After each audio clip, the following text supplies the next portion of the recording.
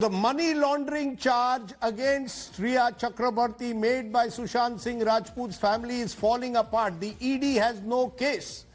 Therefore, I want to raise certain questions tonight, questions that need to be confronted.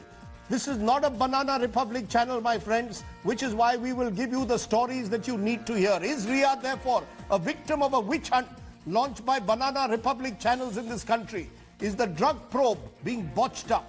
The missing 15 crore lie, has it been busted? Why then was Sushant Singh Rajput's family targeting Riya Chakrabarti? Just some of the questions I'm going to raise tonight. And I'm joined by some of the country's top cops and criminal lawyers to understand just where this leaves the case. Yashovardhan Azad, former IPS officer who's been with us on several programs on this issue. Shantanu Sen, former joint director of the CBI. And Nitin Pradhan, one of Mumbai's top criminal lawyers, are with us. This case, gentlemen, started off with nepotism, then went to mafia, then went to money laundering, then went to murder, and now has come to narcotics and whether Riya Chakrabarti was procuring ganja, which she says she was doing for Sushant Singh Rajput. This is the trajectory of this case. One of the key elements was money laundering. That case has now got busted, it appears. There was no money transferred into Riya's account. Where does this leave, therefore, the main case? And is the focus now only on the drug angle? I want to get each of you to answer this question. Nitin Pradhan, why don't you start? Because you are a lawyer. You will be able to tell us the twists and turns. What does this mean? NCB now seems to be investigating Riya Chakrabarti. And from what we know, she has said she did not even consume drugs. She procured them for Sushant Singh Rajput. How do you see the case now, sir? Frankly speaking, there are 2-3 aspects needs to be answered by both sides, particularly the investigating agencies. The agency must explain, but it is too early to explain rather, because CBI has taken over the investigation about 2 or 3 weeks back, and thereafter and before that, Mumbai Police was in charge for almost 1.5 months or more than that, almost 2 months. Whatever has happened between whatever the Mumbai Police has done, that doing is yet to be documented, or it has not been disclosed to the press, or it is not in public domain so far. As regards the CBI is concerned, I feel somewhere that whatever is happening and whatever is coming in the newspapers, whatever is in the news media, this is something which is not officially disclosed by the CBI. Sir, my point, Mr. Pradhan, is that there was a charge which was made that Riya has taken 15 crores. That was the basis why the ED got in. That was the FIR. Now the person who allegedly paid is saying, I never paid the money. No money accounts are being found. Therefore, I'm asking you, is the only case, therefore, now which has to be looked at, is the case that involves the NCB? No, frankly speaking, this is frankly, whatever that is happening in this case, it is unprecedented. Virtually, there are 2 sides taken by 2 different political spectrums, and unnecessarily, it is really, we don't understand, we have to be the common man, that what is happening actually. Because on one side is one political party, other side is another political party. What they are doing and what they Sir, forget the politics, Mr. Pradhan. I am asking you as a lawyer. 15 crore was the charge of money laundering. Three agencies were tracking it. It started with Mumbai Police, then went to CBI, then ED, and now it has come to NCB. What is going on? This is what I as a lawyer am asking you, and as a common man also, I cannot separate myself from that entity also. I really don't understand what is going on. And this is the question which is posed by millions others, that what is happening there. And no one is understanding, no one is knowing, and no one is being provided with the right answers and some clues. Okay, let me take that. Right, Rajdeep, you are right, absolutely, that it started with money laundering by the complaint which was registered, or the FIR registered in Bihar. Thereafter, there was some faint allegation somewhere that this is not a suicide, this is a murder. And now today we see that is some connections with narcotic connections are being explored and investigated by the narcotic Right. bureau. Now, whole trouble is that these three different subjects are being handled. One is the first initial one was the 420 IPC, that is cheating.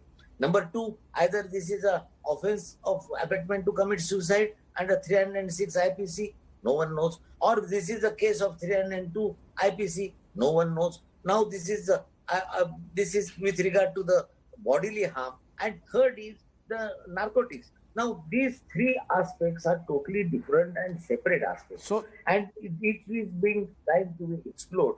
We, the people, we are confused. So if one of Mumbai's top criminal lawyers is confused, you can imagine what the average citizen is. Let me bring in Shantanu Sen. Shantanu Sen, one of the key elements of this case was supposed to be money laundering, and it was supposed to be based on 15 crores that were allegedly put in Ria's account. Now it is being, we have done this investigation that shows that the writer-director said, I never paid the money. So therefore there is no money, and ED has not found it. So the ED case is getting busted. The CBI is exploring abetment to suicide. And now we've got the NCB which has come into the picture. How do you explain these three agencies of the country after one, on one woman? Very unusual and very, very puzzling. You will recall, Rajdeep, that the Patna police registered an FIR where this 15 crores was mentioned among other things. And within days, ED registered a case of money laundering. That itself puzzled me very much, because normally, once the investigation is over and the charge sheet proves by the investigating agency that they have come across evidence of money being misappropriated, it is then the ED steps in for a money laundering investigation. Here the ED stepped in within days of Patna police filing an FIR. It did not wait for CBI registration. That is number one, which puzzled me from the very beginning.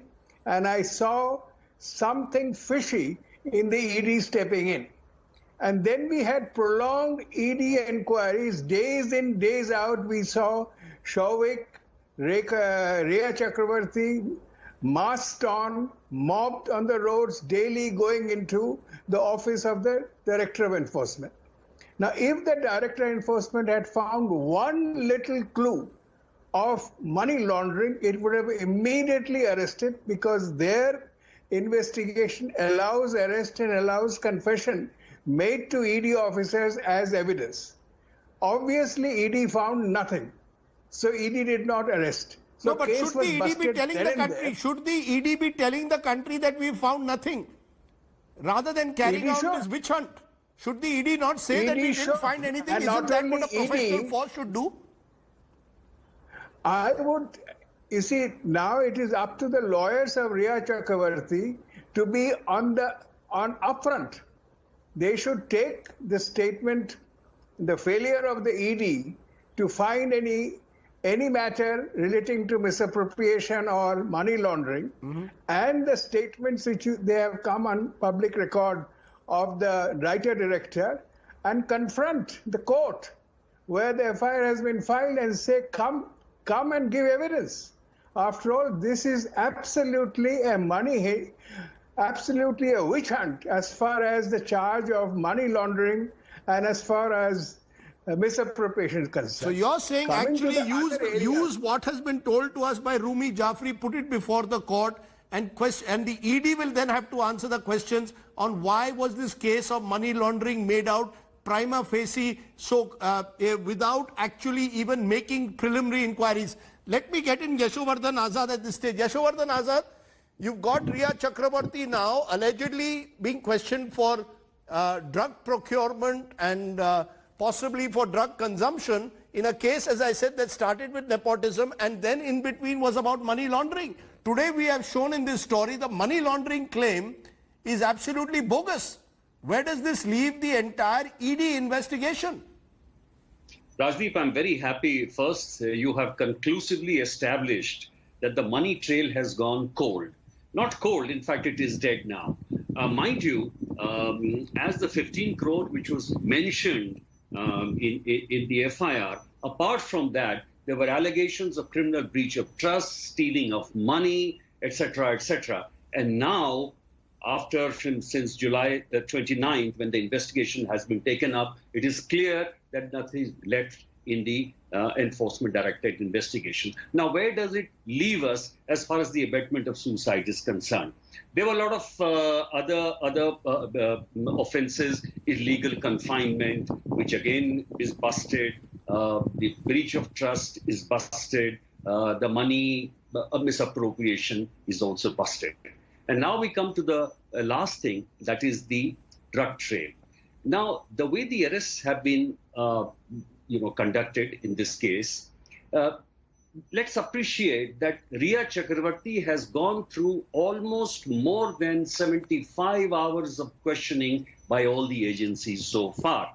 And it is yet to be established whether there is prima facie any kind of offense against her, which should put her in custody of finally the NCB. The drug peddlers who were caught with 53 grams, and I believe there are some more seizures with LSD, etc., etc., took the names of 3 people in the staff, Miranda, Dipesh, and one, through whom the procurement was done. It's a very labored kind of an exercise.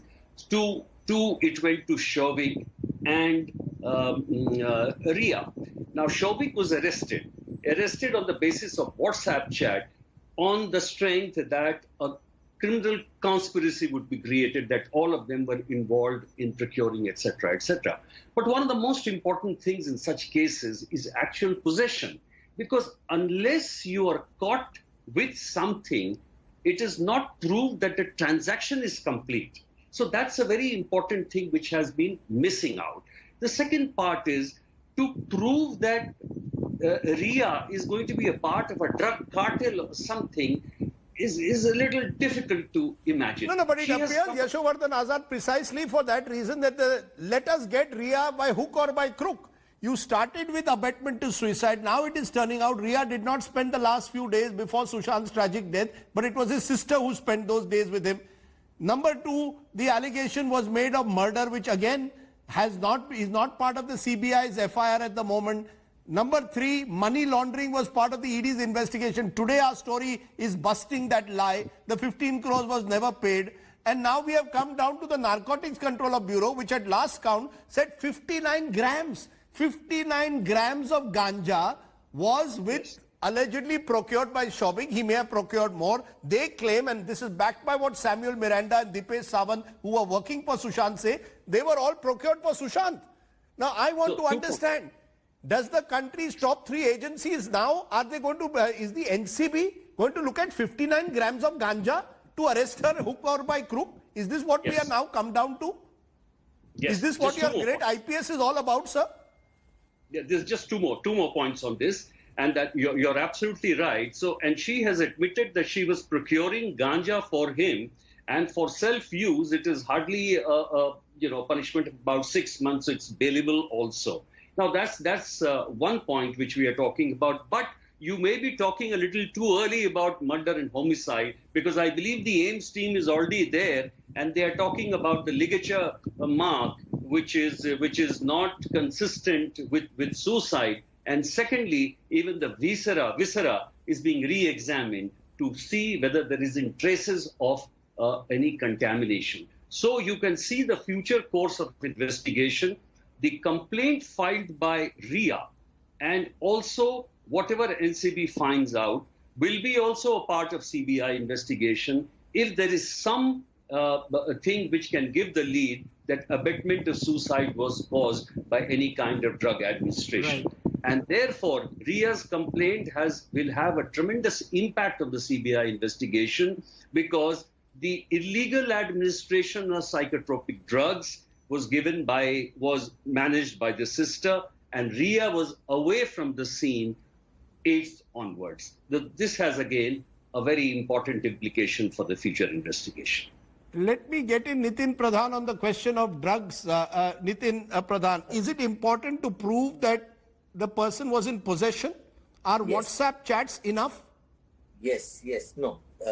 basically for possession there are complete and detailed procedure provided for the seizure of the drugs from a particular person or from the accused carrier or anyone. But the finding of drug and the seizure of drug from a particular person is very essential. But there is one more aspect which is usually shadowed by the charge of conspiracy. If there is a cartel and the drugs are being supplied, and these drugs are being supplied and as a part of the conspiracy or the organized criminal gang, then the question will be the evidence and the nature of evidence and the degree of proof will differ from what Mr. Azad has just now said, that you are required to prove that a particular person is in possession of that particular contraband and therefore he is perhaps guilty. This particular aspect is one aspect, but rather as about the cartels, for example, I will give you Iqbal Mirchi. Iqbal Mirchi was running one cartel. On this cartel, Iqbal Mirchi was never prosecuted. He was not found for prosecution and he was absconding. He was never extradited to India. English courts refused to accept that the evidence collected by Indian investigating agency was good enough to extradite him. Sir, forget Iqbal Mirchi. We are talking of 59 grams of ganja here, sir. My point is, please think about this. This is only 50. I know what is troubling me is if 59 grams of ganja is becoming the basis for the Narcotics Control Bureau to investigate for 3 days. That's the confusion. No doubt about it. Let's not compare Riya Chakraborty to Iqbal Mirchi now, for God's sake, sir. Rajdeep, we'll have to wait now, because once they have according to Narcotics Bureau, they have started the investigation about a week before or so. Now okay, let me bring in Shantanu Sen for a final word. Shantanu Sen, what now? We know that Riya Chakraborty is called tomorrow again. She's been summoned. But the way the trajectory of this case is taken, with 3 investigating agencies in their own way, handling different aspects of the case. Does that mean that the fact that we have busted one lie on ED, does that suggest in any way that the case isn't as strong as it was made out to be? As far as the money laundering, the case is busted. There's no doubt about it. As far as Riya's participation in murder, physically is not possible. She was not there. Whether she was in the conspiracy to murder, well, that will come about only when the murder is established. So far, there is no evidence to suggest there is murder. Now there is certainly suicide. Whether there is abetment of suicide is a matter of investigation. Riya has now put in a complaint where she suggests that just before his death, he took psychotropic substance at the instance of his sister. So who did the abetment? The sister? It goes to the sister abetted the suicide because by making him take psychotropic substances, she's triggered the bipolar disorder or his depression into a suicide.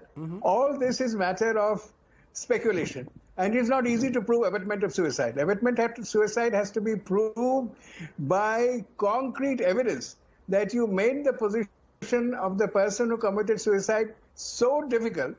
It happens mostly in the dowry death cases. It doesn't happen otherwise. Okay. I don't even remember seeing abetment of suicide outside the dowry death cases. So these complaints, all these 3 complaints as far as Riya Chakraborty, well, you are right, Rajdeep. There is a smell of witch hunt. There is a smell of witch hunt. This is the former joint director of CBI saying there is a smell of a witch hunt. These are words that should resonate. As I said, I do not, at this moment, I don't think we should judge Riya Chakraborty either as innocent or guilty, but clearly there is a smell of a witch hunt. We cannot remain a banana republic in the manner that we seem to have become in the last few weeks. On that note, Yashovardhan Azad, Shantanu Sen and Nitin Pradhan, thanks for joining us. We will, of course, continue to track this story as it takes its twists and turns. Hello everyone, this is Rahul Kamal here. Hope you enjoyed this video. For the latest news and analysis, like and subscribe the India Today YouTube channel and don't forget to press the bell icon to stay updated.